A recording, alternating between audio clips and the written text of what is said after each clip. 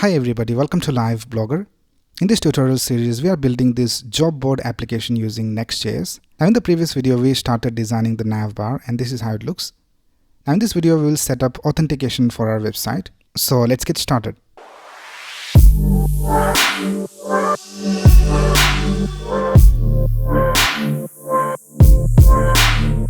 Now here we can see in our application, we have authentication, and if I click on sign in, we can sign in with GitHub, Google or email ID, and let's sign in.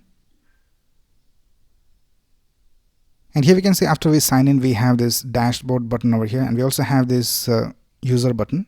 And if I go to dashboard, we can find all the jobs that we have posted. We also have the option of deleting them, and we also have the option of posting a new job when we are signed in. But if you are signed out, we can see that we are redirected back to the home page. And if I go to the post a job link, it says that we need to sign in. So this is how we are going to use Auth in our application. Now for setting up authentication, we're going to use a service called Clerk. So just go to clerk.com and create a free account. You can also sign up with your GitHub account. So once you log into the clerk.com website, you will find this page over here. Just click on this button and click on create application. And let's name our application. I'll just call it Find Talent. So this is how it will look when the user goes to the sign in page. So let's go ahead and select Google and also GitHub and also email ID. So these three options are selected. So here we can see there are a lot of different options we can choose from. So I'll just choose these three and let's click on create application. Now here we need to select which framework we are using. So let's select Nextjs, and these are the instructions. So first of all, we need to install Clerk. So let's copy this command. Let's go back to our code. Let's open the terminal, and here let's paste the command. Let's press enter. Right, it is installed. Let's go back. And the next thing we need to do is add the environment variables. So let's copy these. Let's go back to our project and let's create a new file called .env. Now this is where we can store all our secrets. So let's paste the Clerk secrets over here. Right, now the next thing we need to do is we need to create this middleware.ts file. So let's copy this code. Let's go back over here, and in the root of our project, let's create a file called middleware.ts and let's paste the code over here. And let's go back, and the next thing we need to do is we need to wrap everything inside this Clerk provider. So let's go back and let's go to the layout.tsx file, and here before the HTML I'll just type Clerk provider, and we have imported it from Clerk Next.js. So let's go ahead and cut the ending tag and paste it down here, and let's go back and let's see what else we need to do. And that's basically it. Now we also need to add custom sign-in page. So for that, let's click on this button, continue to the Next.js guide, and let's scroll down, and here we need to create this file inside this folder. So we need to create a catch-all route. So this is basically a catch-all route.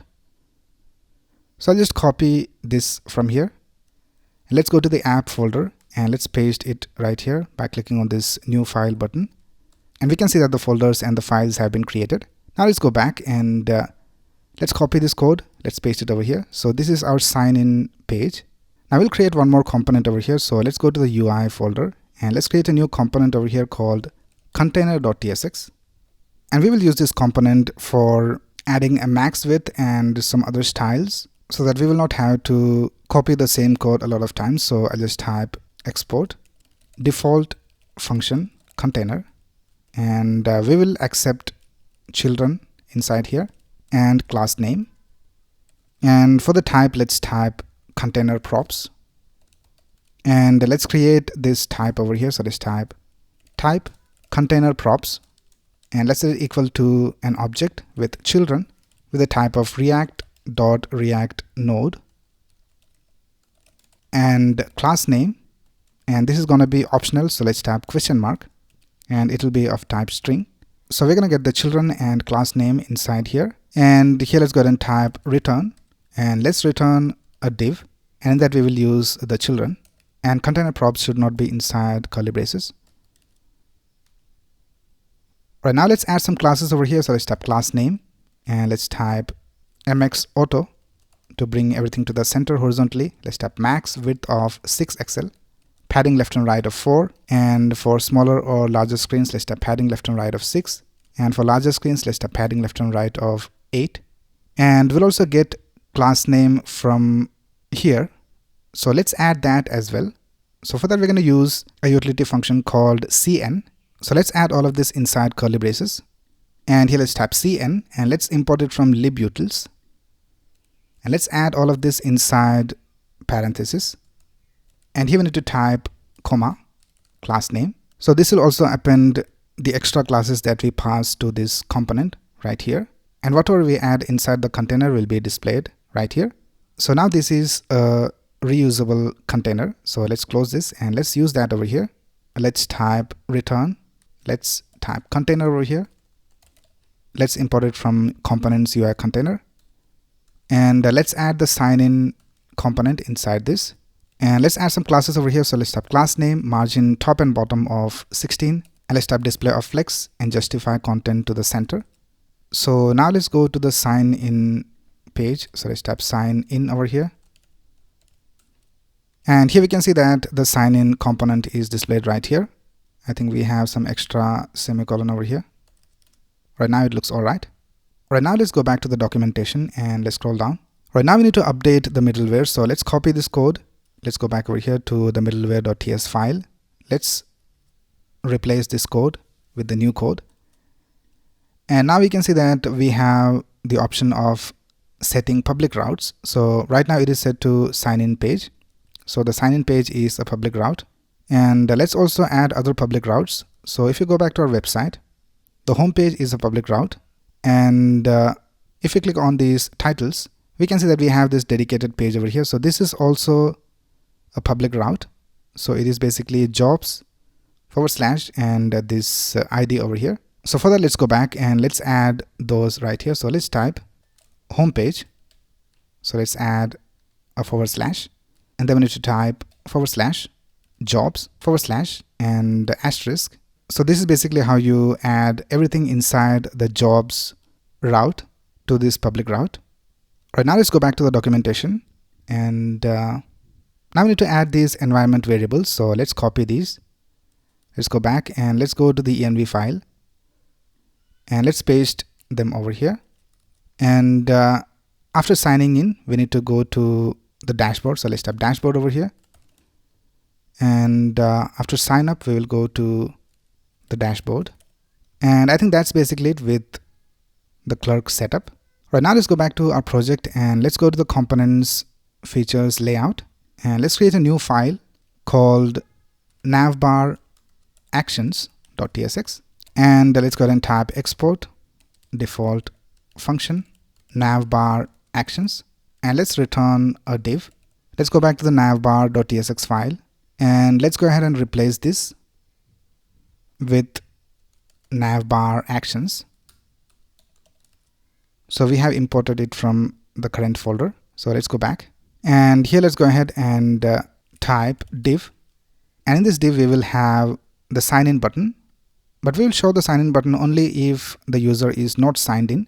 So we can use signed out from Clerk Next.js. So let's import it, and in this we will use the sign in button. So let's type button and let's import it from components UI button, and here I'll just type as child so that we can use link inside here. So let's type link, let's import link from next link, and here let's type sign in, and for the href let's type sign in, and here let's set the variant to ghost, and let's set the size to SM.